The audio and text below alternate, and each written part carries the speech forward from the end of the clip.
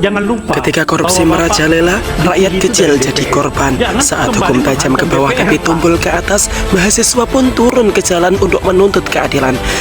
Di tengah semua itu, muncul pertanyaan besar di benak kita. Apakah hukum benar-benar berdiri di atas kekuasaan?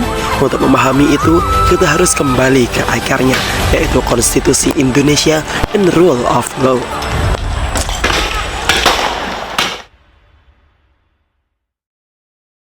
Konstitusi adalah hukum dasar tertinggi yang menjadi pedoman dalam penyelenggaraan negara.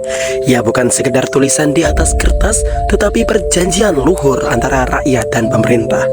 Di Indonesia, konstitusi itu adalah Undang-Undang Dasar 1945 yang mengatur hak, kewajiban, serta batas kekuasaan agar tidak disalahgunakan.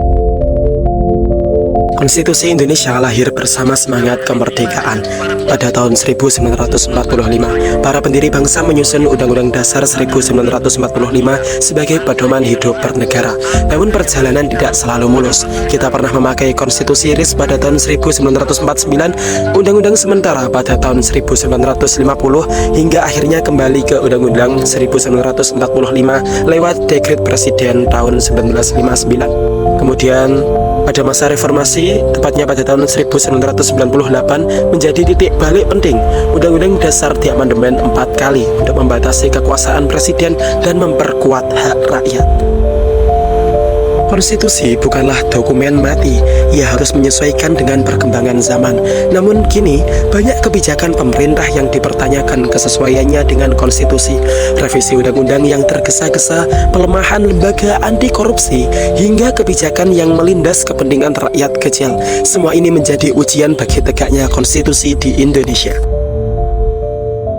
Lalu apa hubungan antara konstitusi dan rule of law? Konstitusi adalah dasar hukum tertinggi. Rule of law memastikan semua orang, baik pejabat atau rakyat, setara di depan hukum. Tapi faktanya, masih banyak kasus di mana hukum bisa dibeli dan rakyat kecil diperlakukan tidak adil. Di sini kita diuji, apakah Indonesia benar-benar negara hukum atau hanya negara kekuasaan? Jadi teman-teman, konstitusi adalah dasar aturan tertinggi negara, sedangkan rule of law adalah jiwa yang membuat hukum hidup dan adil. Jika keduanya dijalankan dengan benar, maka Indonesia akan menjadi negara yang adil, tertib, dan demokratis.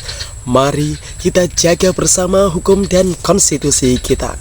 Terima kasih sudah menonton, jangan lupa like dan share agar makin banyak yang paham tentang konstitusi Indonesia. Bye-bye. Mahkamah Agung Republik Indonesia telah menyepakati visi dan misi yang akan dicapai dalam 25